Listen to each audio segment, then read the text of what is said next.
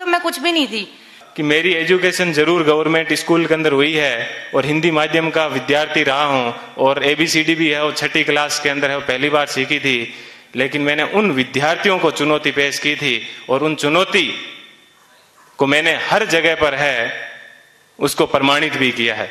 मैंने मेरे जीवन की जो सबसे पहले शुरुआत की थी वो पटवारी से की थी।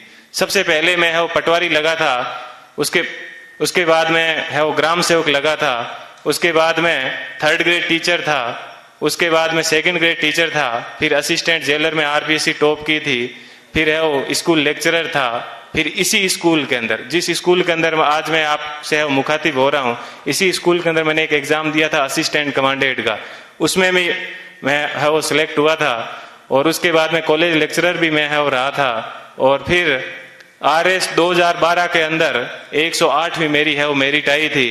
तो उसके मैं वर्तमान में है राजस्थान तहसीलदार सेवा के अंदर हूं और वहां पर भी मैं एक आपको बात बताऊंगा। देखिए ईश्वर अपने से क्या चाहता है, कब चाहता है कि अपने को जीवन में कभी भी उदास नहीं होना चाहिए। RS के अंदर मेरी 108वीं मेरिट थी और उसके अंदर मेरे को DSP मिल रहा था, लेकिन दुर्भाग्य ऐसा रहा कि मैं है वो फर्स्ट वेटिंग में रह गया। थोड़ा सा मुझे दुख हुआ कि यार अपन फर्स्ट वेटिंग में रह गए और उसके जस्ट 1 महीने के बाद में है वो IAS का एग्जाम था दिसंबर के अंदर। 4-5 दिन दुखी रहा, लेकिन मैंने कैसे ही अपने आप को मैनेज किया और देखिए दोस्तों मैनेज करने का क्या बेनिफिट मिला कि जो DSP बनना था वो D आगे से हट गया और मैं SP बन गया। बात यह है कि अपन जीवन के अंदर चाहते क्या है, अपन अपने आप को कितना डिवोट कर पाते हैं।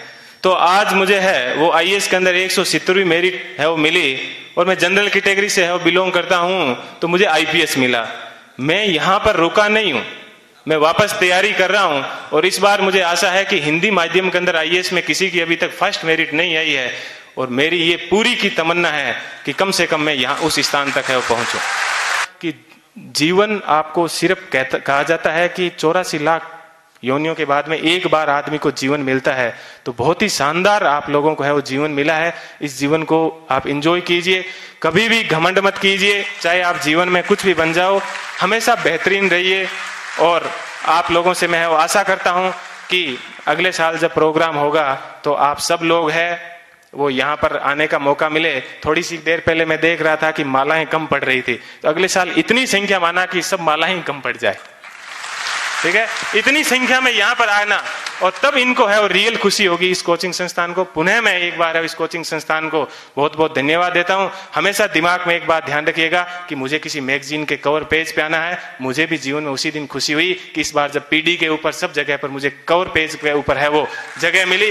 ऐसी चीज हमेशा ध्यान रखना कि मुझे क्रॉनिकल PD सब जगह कवर पेज पे मिला और आज क्रॉनिकल पे प्रेम सुख डेलू के नाम से या यूट्यूब के ऊपर अनेक वीडियो चलते हैं, तो मुझे बेहद खुशी होती है। आप अपने जीवन में ऐसे टारगेट रखना और हमेशा युवाओं को है वो प्रेरणा देते रहना। कभी सिलेक्शन होने के बाद में ये मत कहना कि ये एग्जाम बड़ा हार्ड है, हमेशा ये कहना बहुत इजी है और यदि मैं कर सकता हूं तो आप भी ये एग्जाम है वो कर सकते हो। एक बार पुनः आप सभी लोगों को है वो मेरा धन्यवाद। क्योंकि धीरता वीरता को हरा देती है और धैर्य